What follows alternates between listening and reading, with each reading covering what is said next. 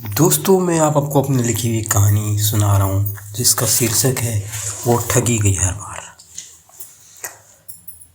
सब्यसाची को श्रेष्ठ कथाकार का पुरस्कार मिला। ये जब मैंने अखबार में पढ़ा तो मैं भी चौंक गया, और शायद इस बात पर भी आप विश्वास कर पाएंगे। खैर मत कीजिए, समय आने पर सब पता चल जाएगा। आखिर वह दिन आ ही गया जब सब्यसाची का फ़ोन आया कि कल तू आ जा यार मेरे घर पर, दोपहर का खाना यहीं खाएंगे। देख यार, मना मत करना। मैंने कहा, मना करने का तो अब प्रश्न ही कहाँ है दोस्त, अब तो तू एक स्थापित कथाकार हो गया है। कल मिलते हैं कहकर उसने फ़ोन रख दिया। सब्यसाची अच्छा लिखता है बुरा लिखता है, यह तो बात भी कभी पैदा ही नहीं हुई, क्योंकि हम अन्य दोस्त साहित्य में वैसे भी रुचि नहीं रखते थे। फिर सब्यसाची ने जिस तरह से विवाहेतर संबंधों, तलाक, असफल प्रेम कहानियों को अपना विषय बनाया था, उससे अधिकतर दोस्त असहज ही महसूस करते थे। कई बार उसने अपना लिखा हम मित्रों को सुनाने की कोशिश की, लेकिन हम उससे कहते थे, यार पहले ये अपने घर में सुनाना, अगर वो सुन लेंगे ना तो फिर हम भी सुन लेंगे। सब्यसाची से जुड़ी अतीत की बहुत सी बातें याद आ रही थी। अगले दिन निश्चित समय पर मैं सब्यसाची के घर पहुंचा। द्वार के बाहर लॉन में सब्यसाची का एक प्रतिष्ठित समाचार चैनल के संवाददाता से संवाद करते हुए पाया। करीब करीब 40 मिनट गुजर गए। सब्यसाची का संवाद इंटरव्यू समाप्त हुआ और न्यूज़ चैनल वाले अपना ताम झाम लेकर बाहर निकल गए। माफ़ करना कि तुम्हें प्रतीक्षा करनी पड़ी, चलो अंदर आराम से बात करते हैं। यह कहकर हम बरामदे में लगी आराम कुर्सी में धंस से गए। इससे पहले मैंने सब्यसाची को फूलों के गुलदस्ते के साथ उसकी पुरस्कृत पुस्तक वो ठगी गई हर बार की एक प्रति भी उसे भेंट की और उसे गले लगाकर बधाई दी। गुलदस्ता देखकर उसने कहा, यार के दोस्तों से औपचारिकता क्यों, लेकिन इस किताबी उपहार ने मेरा दिल जीत लिया दोस्त। सब्यसाची का फ़ोन फिर बज उड़ा। इस बार उसने फ़ोन उठा लिया। बहुत देर टहलते हुए उसने फ़ोन पर बात की। जब बात पूरी हुई तो मैंने पूछा, इतनी लंबी बात कोई प्रशिक्षिका लगती है? उसने भी उसी तत्परता से प्रहसन किया, अरे दोस्त यही तो थी वह ठगी गई हर बार की मुख्य नायिका। इसके बाद देर तक सब्यसाची हंसता रहा। आखिर मैंने वो प्रश्न पूछ ही लिया, सब्यसाची इतना बोल्ड कैसे निकलते हो यार तुम, क्या तुम्हारे घर में किसी ने टोका नहीं? सब्यसाची को इतनी गंभीर मुद्रा पर मैंने कभी नहीं देखा।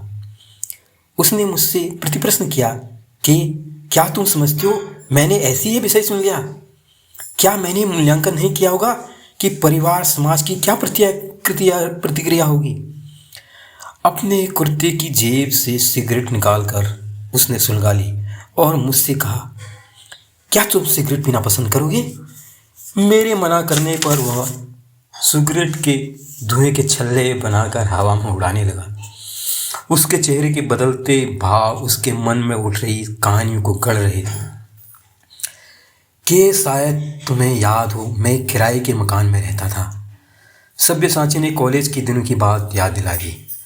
हाँ, बड़ी सी बिल्डिंग। वो शायद तब शहर की ऐसी अकेली बिल्डिंग थी जहाँ बहुत सारे किराएदार एक साथ रहते थे।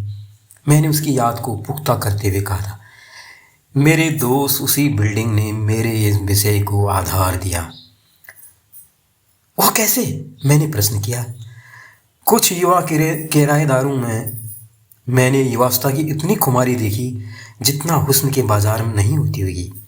ऐसा नहीं कि मैं इन सब से मिला नहीं, सबसे मेरी बातचीत होती थी, लेकिन उनके व्यवहार में मैंने कभी कोई परिवर्तन नहीं देखा। इनमें से तो कई तो ऐसे भी थे जो मर्यादा की कहानियाँ सुनाया करते थे। फिर सच मानो दोस्त, मैं जहाँ भी रहा मैंने दिन और रात के अलग अलग चरित्र वाले लोग ही देखे।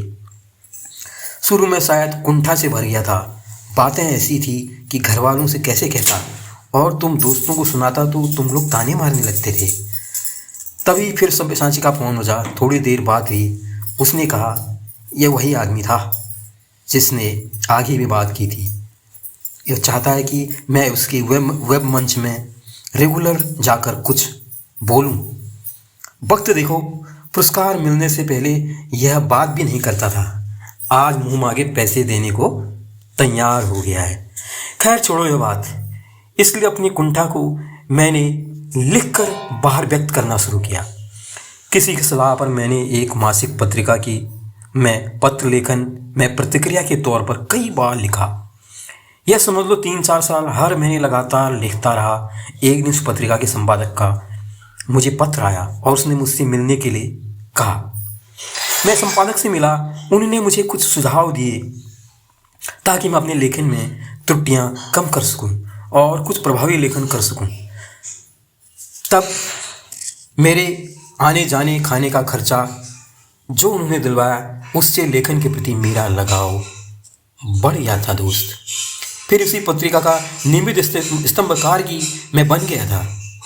यह भी सही है कि घर वाले मेरे लेखन से खुश नहीं थे और लगभग अकेला ही हो गया था। कई वर्षों तक मुझे आज ऐसा लग रहा था जैसे हम सब्यसाची से कभी मिले भी नहीं थे। मैंने कहा, हो सके तो सब्यसाची मुझे माफ़ कर देना, तब हमारा व्यवहार सही नहीं था शायद। नहीं दोस्त, हो सकता है अगर तुम लोग मेरी बात सुन लेते तो शायद मैं लिख ही नहीं रहा होता। जो होता है अच्छे के लिए होता है, यह सत्य ही है। आओ अब तुम्हें मिलवाऊँ वह ठगी गई हर बार की नायिका, यानी अपनी पत्नी से, जिसको मैंने बहुत नज़दीक से देखा। उसकी गलतियाँ, उसकी चंद गलतियों से उसे ठगते हुए लोग देखे, उसके बहते आंसू भी कई बार देखे।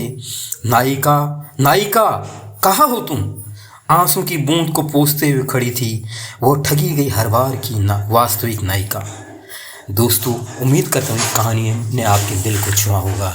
ऐसी कहानियाँ, कविताओं के लिए आप जुड़े रहिए बेचैन कलम से। धन्यवाद।